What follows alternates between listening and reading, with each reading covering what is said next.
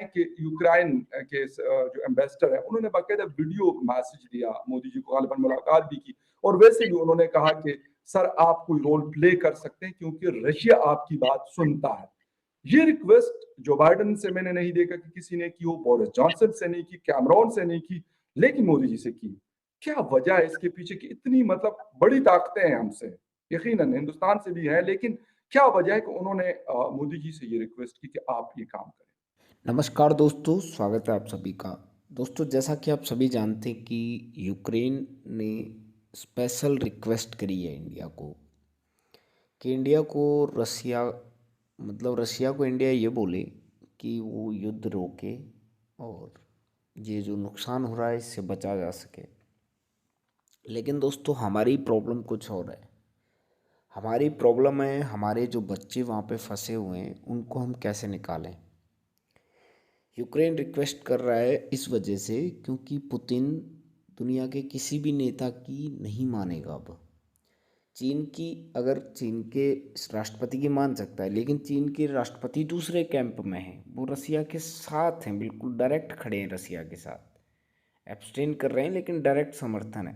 तो चलिए वीडियो देखते इस हैं। तरह की जो रेवोल्यूशनरी अप्रोच अडॉप्ट करना, क्या ये एक फायदेमंद चीज हो सकती है, या हम लोग जब जो कि इतने डिपेंडेंट है वेस्ट के ऊपर इन टर्म्स ऑफ रेमिटेंस, तो हमारे लिए क्या मसाइल इसमें पैदा हो सकते हैं अगर हमने ये मल्टीलैटरल से बाईलैटरल पे जाना है? हमने सिर्फ चीन को चुन लिया है, हम अगर सिर्फ रूस को चुनते हैं, हम वो जैसे इंडिया क्वाड में चला गया है, हम तो नहीं इस तरह के किसी फोरम का आइंदा 21st सेंचुरी में हिस्सा, तो हम आइसोलेशन की तरफ जा रहे हैं।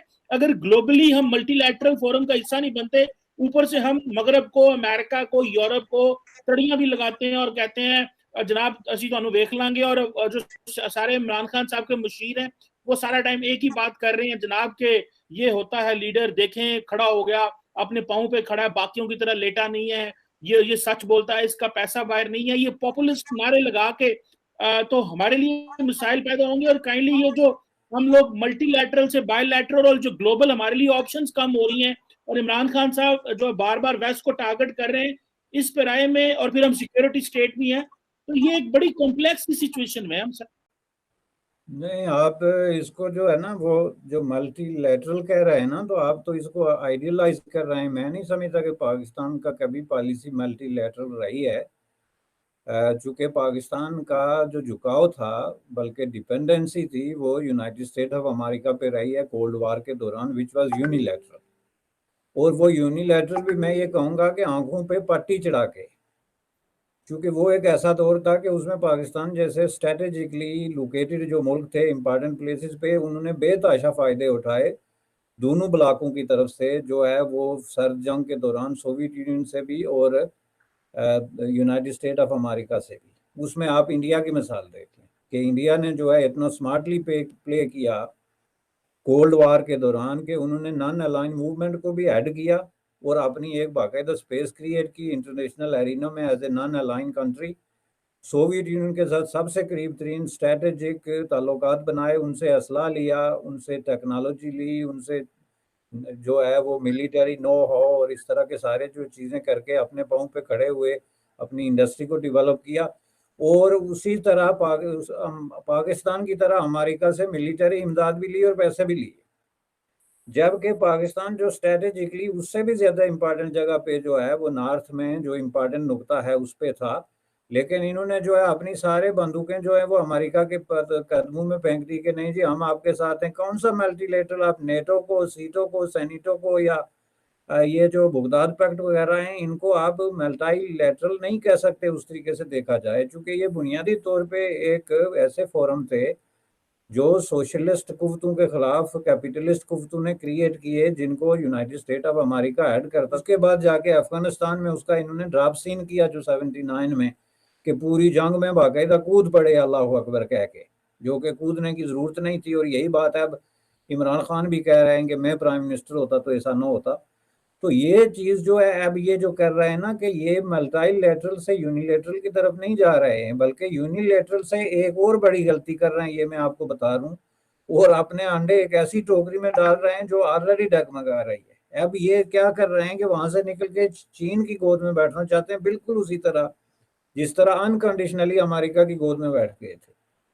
लेकिन चीन का जो सिस्टम है वो इस चीज को सस्टेन नहीं कर सकता। अमेरिका बिलियंस ऑफ डॉलर जो है वो अपनी फॉरेन उस पर लगाता था, और वो मिलिट्री एड हो या एग्रीकल्चर हो या जो भी उनका था, उस पर बिलियंस ऑफ डॉलर वो देते थे। पाकिस्तान की टोटल अमाउंट आप गिन के देख लें जो 30-40 सालों में इन्होंने अमेरिका से ली है। जाहिर है चीन के अंदर कम्युनिस्ट पार्टी रूल करती है और वो अवाम के पैसे इस तरह दुनिया में तकसीम करने का कोई मूड नहीं रखती जहाँ पे उसके मफादात जो हैं वो पूरे तरीके से अपने जो है वो सर्व ना हो। हम वो क्लिप भी देखेंगे, लेकिन सबसे पहले मुझे ये बताएं कि यूक्रेन के जो एम्बेसडर है उन्होंने बाकायदा वीडियो मैसेज दिया मोदी जी को, गालिबन मुलाकात भी की, और वैसे भी उन्होंने कहा कि सर आप कोई रोल प्ले कर सकते हैं क्योंकि रशिया आपकी बात सुनता है। ये रिक्वेस्ट जो बाइडेन से मैंने नहीं देखा कि किसी ने की हो, बोरिस जॉनसन से नहीं की, कैमरॉन से नहीं की, लेकिन मोदी जी से की। क्या वजह है इसके पीछे की? इतनी मतलब बड़ी ताकतें हैं हमसे, यकीनन हिंदुस्तान से भी है, लेकिन क्या वजह है कि उन्होंने मोदी जी से ये रिक्वेस्ट की कि आप ये काम करें?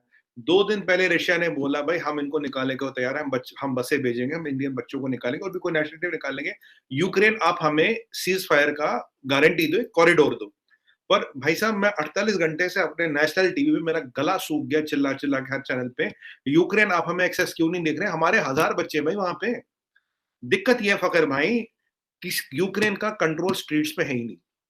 देखिए यूक्रेन की आर्मी यूक्रेन की बात सुनेगी, जो वर्दी वाला आर्मी वाला बात सुनेगा, रशियन भी सुनेगा।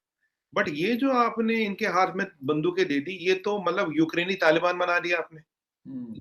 ये किसके कंट्रोल में, किसकी सुने? ये आपके लिए लड़ भी रहे, नहीं लड़ रहे, किसके लिए लड़ रहे, कौन से स्कोर सेटल कर रहे हैं?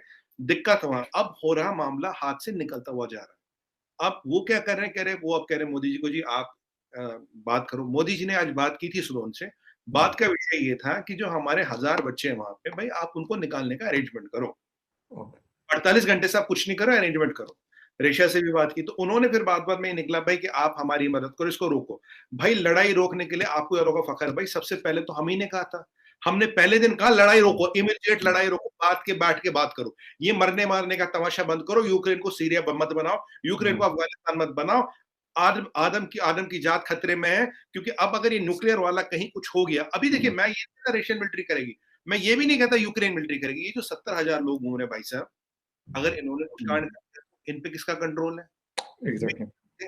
तो आपको हम तो बैठे बैठे लपेटे में आ गए ना, हमारी तो गलती कुछ नहीं। अब जब ये जो मसला बाहर हाथ से जाता देख रहा है, अब यूक्रेन के एम्बेसडर को पता है कि बड़ा वर्ल्ड लीडर जिसने साइड नहीं लिया, बड़ा वर्ल्ड लीडर जिसने कहा आप लड़ाई रोको, बड़ा वर्ल्ड लीडर जो पहले से कह रहा आप लड़ाई रोको, वो मोदी जी, और पुतिन पे मोदी जी का एक अच्छा केमिस्ट्री है, एक अच्छी आपस में यारी दोस्ती है कि पुतिन मोदी जी की बात सुन लेगा, कंसिडर कर लेगा।